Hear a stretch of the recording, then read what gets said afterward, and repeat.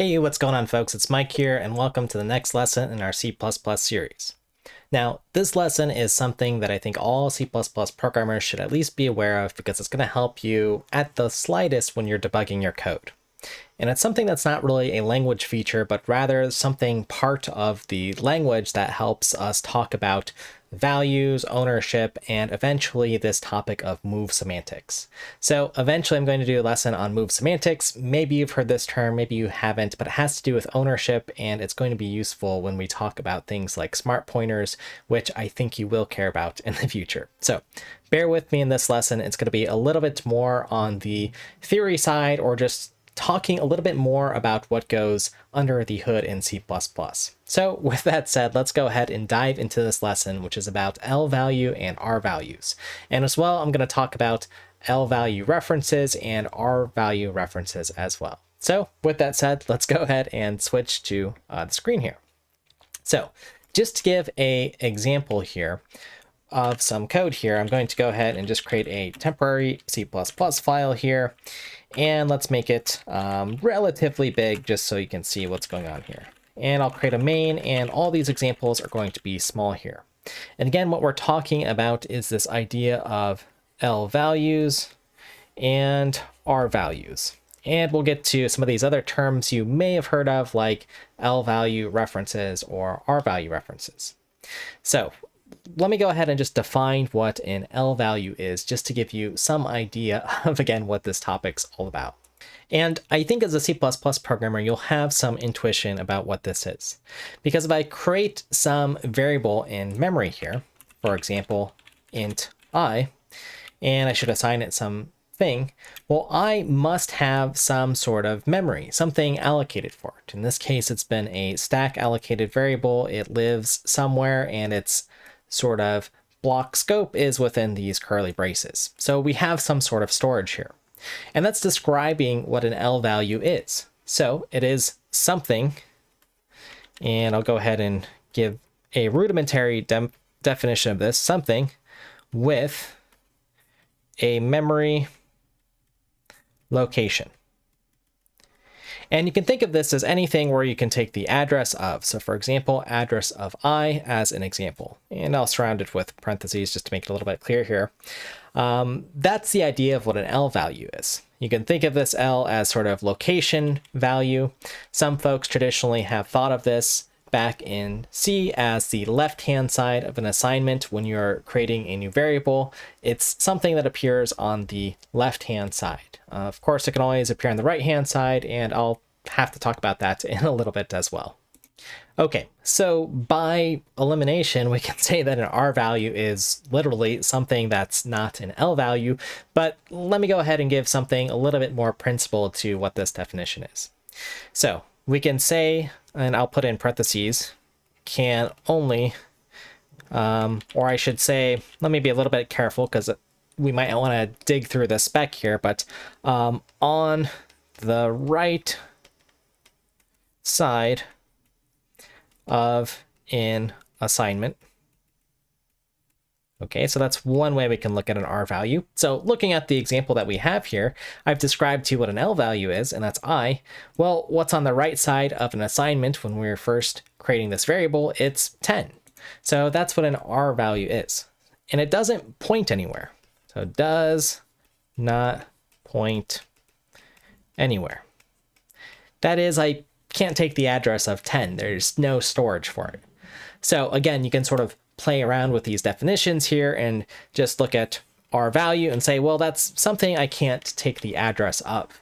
So it doesn't have any location, so it's not a Lvalue here. All right, so with that said, what I want to go ahead and do is just navigate you to a little bit of a reference, because I'm going to keep throwing these terms around Lvalue, Rvalue, and so on. And I think it is useful to actually look at the C++ code here, or rather the specification. So if I go to Cpp reference, and I'm just going to go ahead and search value categories. And I'll go ahead and click on this link here, and you'll find some more formal definitions. Now, you're going to find a bunch of other ways that we sort of categorize things in C++, like PR values. And, well, that's actually what this 10 is, if we want to be a little bit formal, it's a sort of pure R value or PR value, in that it's not taking any storage. But again, today I just want to look at L value, R values, and then the L value reference and R value reference. So anyway, this is a good reference for just reading through after this video if you want something in text, and you can see lots of different examples here and more definitions. And it sort of forms some sort of hierarchy here, how we have these different value categories. Now, you might be saying, Mike, this is a little bit too much for this lesson. Again, what is the point here? Well, the point is this is all we really needed for C++ prior to C++11 until we introduced something known as move semantics to talk about the sort of ownership. Because let's go ahead and do a few exercises here. So for example, let me go ahead and create int I equals 10, and let me try something like this, 10 equals I here. And I'll make this just a little bit smaller, I think, so you folks can see here how I'm going to compile this. And I'm going to make sure I'm using a modern version of C++, temp version, and I'll put this as a program. And well, on this error message, you'll see L value required as left operand of the assignment. Okay, and we know an L value is something that has some location in memory. That's what we've just learned here. Okay, so motivation number one of why you've learned this, it'll help you understand what used to be a cryptic error message to you now. Now you can sort of understand what's going on here. All right, so with that said, let's go ahead and try some more examples here. So what I'm going to go ahead and do is let's go ahead and get rid of this code here.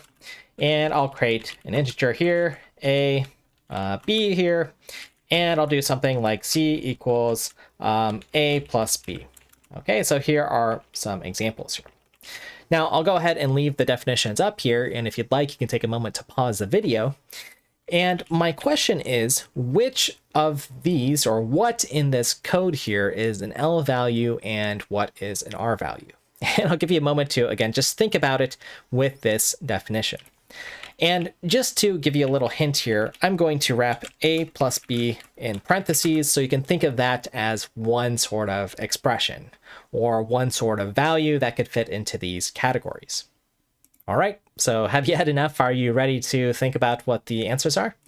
Well, if you've said that A, and let me go ahead and give you some guidance here for what is an L value and an R value for this particular exercise. If you said A, B, and C are L values, you are indeed correct. They're all locations in memory where we can store stuff. And maybe you were also a little bit specific and said 1 and 2, for example, would be R values. They're not things with memory locations. Again, they're just values that are temporarily created. But what about this here? Because this is some sort of expression here, A plus B. So that actually itself is an R value. And I'll go ahead and put A plus B. Because, well, we're evaluating this expression, we can't take the address of A plus B. That doesn't really make sense here, especially given the types. So that's something that's just a temporary value. And sometimes folks will, again, label this as an X value or an expiring value. Again, you can go ahead and look at the CPP reference to see more examples of X values, but it still falls in this R value category. All right, so that's your first sort of pop quiz here. And we can see then, well, this code works because I'm allowed to assign any of the R values into L values as such. Now you're going to see R values pop up all the time here. That's why this A plus B is sort of an interesting expression here. So let me go ahead and just give another example here. Let's say I create an array here, and it's going to be of 100 integers, and maybe I want to access the array at A plus B or 10 plus A or something like that. Well, the array itself is some L value, where it's a location, and well, there's some expression here within the array that's just some temporary value, right? We're not storing 10 plus A in some addressable place in memory here. So again, you'll see these R values show up in different locations. So we want to go a little bit beyond just thinking of L value and R value as left-hand or right-hand side of the assignment. And again, that's where things get a little bit more interesting. So let's go ahead and take a look at some other examples. Again, I think that's the best way to sort of just understand Lvalue and Rvalues. So what I'm going to go ahead and do is clear this here. And this time I'll create a function here. I'm just going to call it get42. And it's going to return 42. And then I'm going to go ahead and try to assign 42 equal to 100 here. And again, go ahead and pause the video if you want. I'm going to recompile this and let's go ahead and see what happens. So I've recompiled and, well, similar error message to what we got before. I'll expand this so you can see everything. Lvalue required as left operand of the assignment. Again, this is just as nonsensical as our previous example where we tried to assign 10 equal to I. All right, so again, hopefully that's becoming more clear. Hopefully when you see Lvalue, you'll be less scared of this sort of what once was a cryptic error message. Now, what I want to go ahead and do is add something else to our list here. I think we've got the idea or a general sense of Lvalue and Rvalue, and if you leave this lesson with that, you're in good shape. But what I'm going to go ahead and do is go ahead and define something as Lvalue reference here. And, well, what is an Lvalue reference? Well, we've already understood or looked at in this series, or perhaps in your previous C++ experience, this idea of a sort of reference type here. That is, if I create something, and I'll go ahead and just create something here, int ampersand, and I'm just going to call this Lvalue reference here for short. That's an LV or F something, and we need to assign this to, well, some other integer that exists. So I'll use I in this particular example. So really what this is just some reference type. In fact, if you're using old C++, or maybe you've even seen me call it in this previous lesson, that we just have some reference type here, the int ampersand. Now, recall what this is or where we use it, and I'll just give you a little reminder here. Usually this is just sort of a alias or another way to refer to some other location in memory. And that's sort of the key here, right? When we learned about references, it's some sort of location in memory. So this itself, this Lvalue reference, well, it must also be sort of some sort of Lvalue, but it's just referring to some other location here. In fact, I, which I have pointed to. So with our vocabulary, let's go ahead and try another example here. And I'll go ahead and get rid of this. Let's clear out our error messages here, save our code. And what I'm going to go ahead and do is just create int ampersand ref equal to, well, let's go ahead and just do one with int I equals 10 like we had before. And let's confirm that this actually works here. And it does, because again, I can refer to something that's another Lvalue here, the left-hand side, to, or what am I referring to? Well, that's what's on the right-hand side here. This I, which is something that exists. It's another location in memory that I can reference. So that is why line 5 works here. All right, now let me go ahead and try this as another example. Let's go ahead and shortcut this and say, well, we don't need this. What we really wanted to do is refer to 10 here or something like that. Now, before I compile this, let's go ahead and pause the video and see if you can guess what the compiler is going to actually say. And before I do that, let me move away so you can actually see that line I've been covering up here, but that's where it is here. What do you think is going to happen when I actually compile this here? Well, given our definition here, is this an Rvalue or an Lvalue? So with an Lvalue reference, can I refer to Rvalues? And the answer is no, I cannot. So let's go ahead and reveal the full error message here. I'll go ahead and pop out here so you can read it. It says error cannot bind non-const Lvalue reference of type int ampersand to an Rvalue of type int. So again, this is not allowed because, again, that's not what a Lvalue reference is here, which I'll get rid of myself on the screen here. Now, parsing through this error message carefully, it looks like there is an exception here. It says non-const. Okay, what if we tried to make this const here? And I'll go ahead and type it properly here. and I go ahead and try to compile this. Now it does work here, which is sort of interesting here, that I have this const int ref equal to 10. Now, why does that work? Well, that's where things start getting in the nitty gritty. And again, I'd recommend taking a look at that CPP reference page. But the reason is what's likely happening here is if I'm referring to this, again, there's probably something, and I've seen folks explain it this way where there's probably some sort of temp equal to 10. This is probably what the compiler is doing. In fact, I'm curious if that's true though.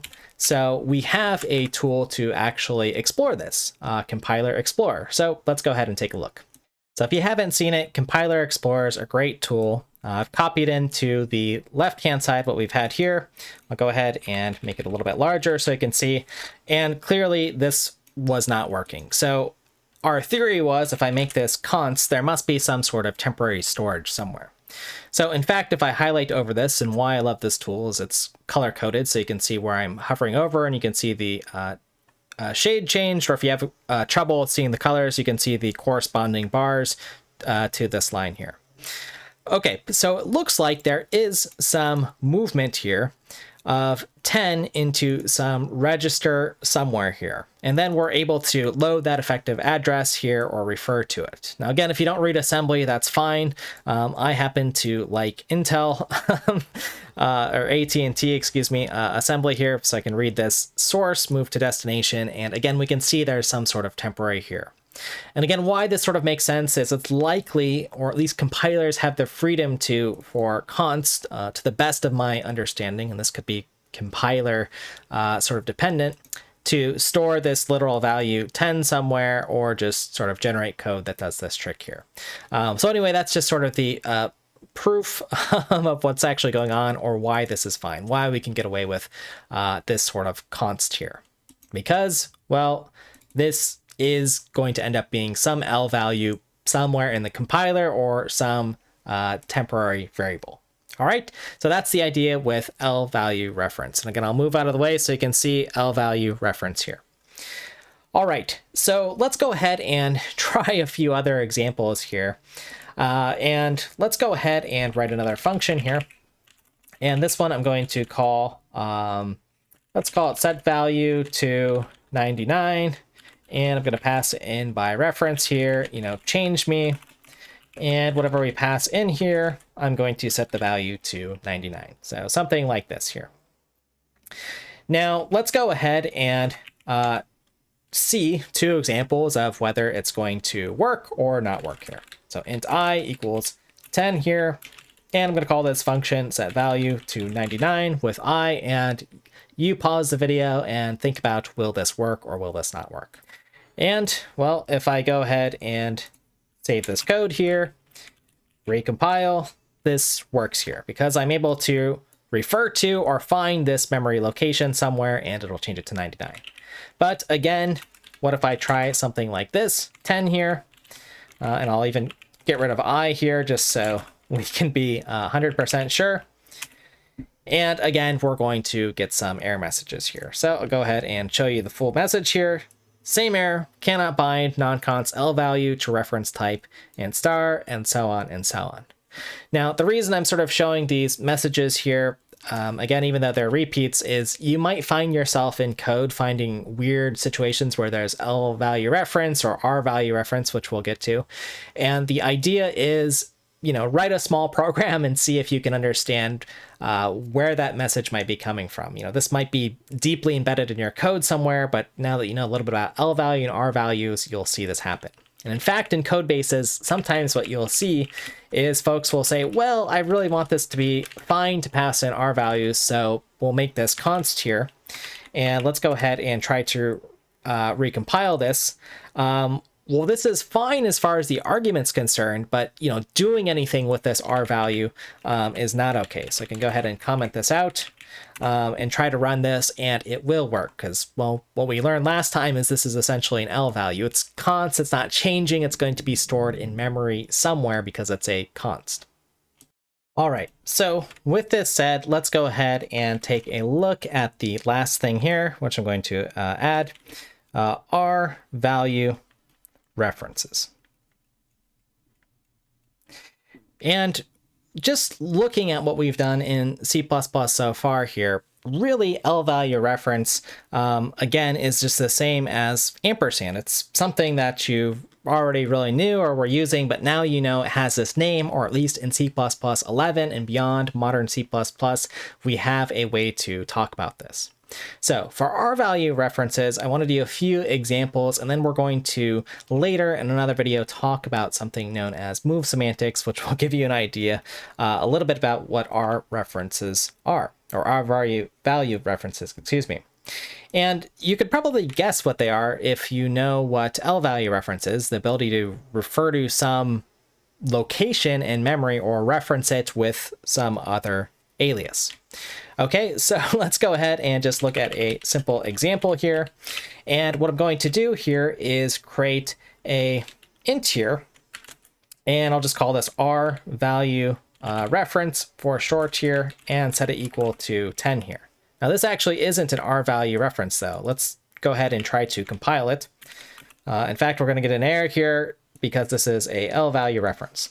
So what C++ did here is we actually just use two ampersands. And maybe you've seen this in your code base, but now you know that this is an Rvalue reference here. So now if I try to recompile this, wow, all of a sudden this actually works. So again, what this allows us to do is actually take this sort of temporary value that's been created here from our R value and actually store it here. So let's actually see what happens here if we write ourselves a little program here. And I'll go ahead and do IO stream here. And let's go ahead and just print out Rvalue reference here. Oops. And let's go ahead and just get a new line. Something, you know, just really simple to show, does this actually work here? And if I run it, in fact, we are printing out 10, this sort of temporary value that exists here.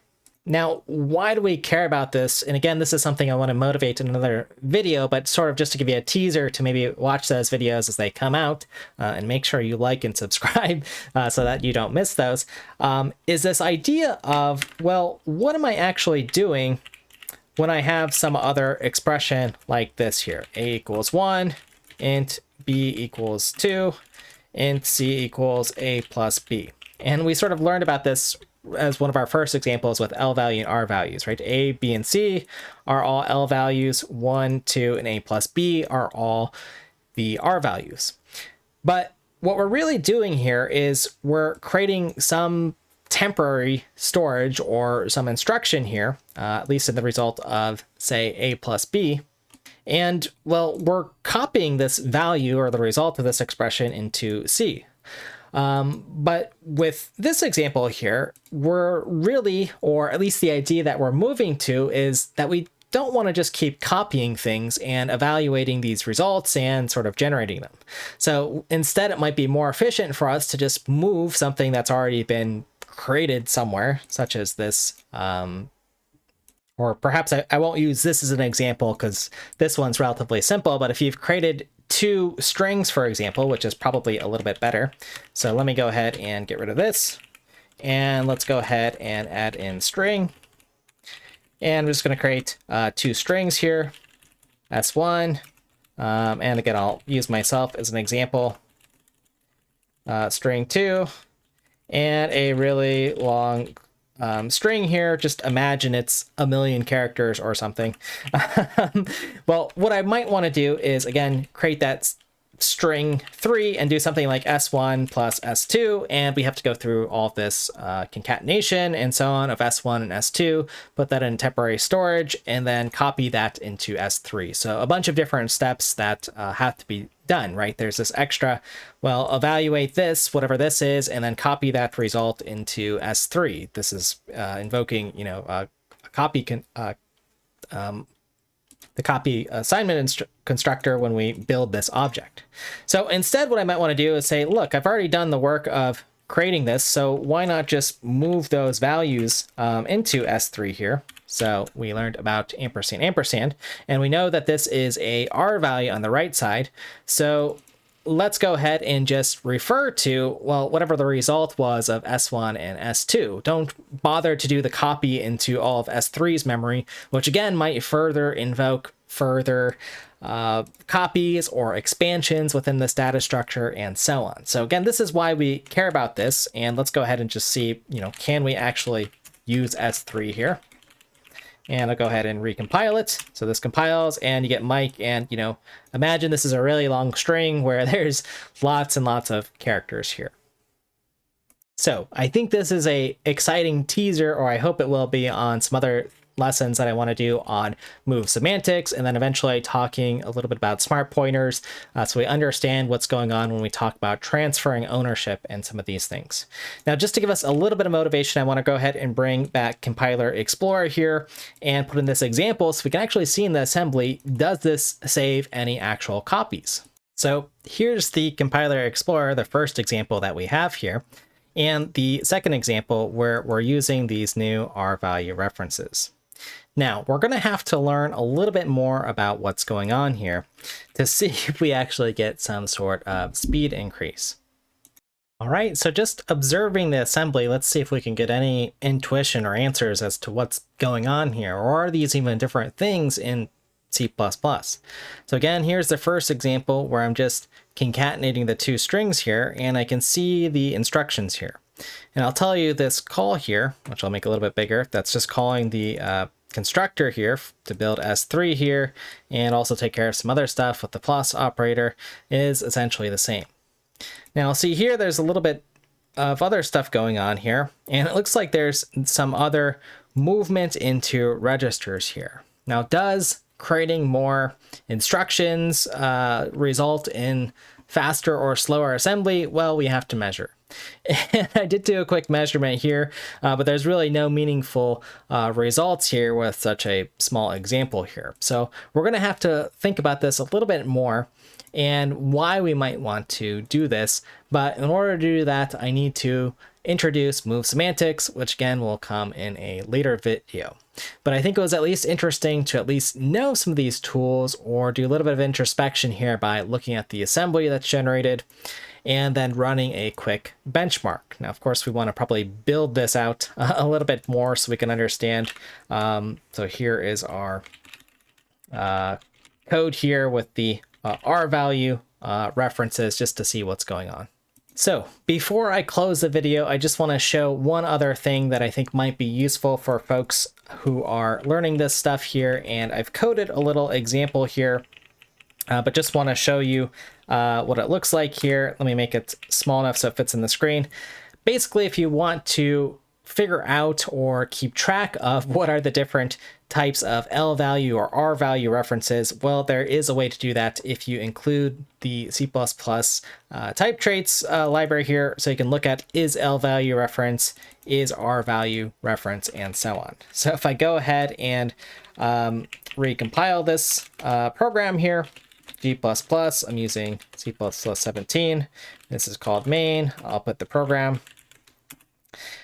You'll have this little table here, which you can create yourself here, and just look at the different types here. Now, the purpose of me just showing this here, again, well, first, something has to be a reference at all. Then it can be either Lvalue or Rvalue. This class A here is a reference. We know it's an Lvalue reference, just one ampersand, false, and so on. So you can play this little game here. You could even mess around and use decal type, for instance, to figure out other expressions and just see if they're L or R value references, if you find that useful. All right, folks, I'm going to wrap it up there, and hopefully this was a good introduction to you on Lvalue and Rvalue and Lvalue references. So I think if you got those three concepts down, three things you already intuitively know in C++, that's going to help you for debugging. And then at the very end, I've introduced just a little sneak peek at what an Rvalue reference is, this idea of two ampersands, and that we can actually refer to or keep hold of things that were Rvalue references. And again, as mentioned, that'll be important for some other concepts. And really the big takeaway here is it's nice that these things are defined somewhere in the actual language. Again, they're not really language features, I guess, to say Lvalue or Rvalue, these kind of things, but they are important that they are defined and that we can sort of talk about them as the language moves forward. So anyways, I hope you enjoyed this video, and make sure you don't miss any of the other future videos by liking, subscribing, and, well, if anything was also unclear, make sure to comment below so we can keep the discussion going here, so you don't have to wait for the next video. You can just comment and we'll just start talking right away. So anyway, folks, we'll see you later. Thanks for your time.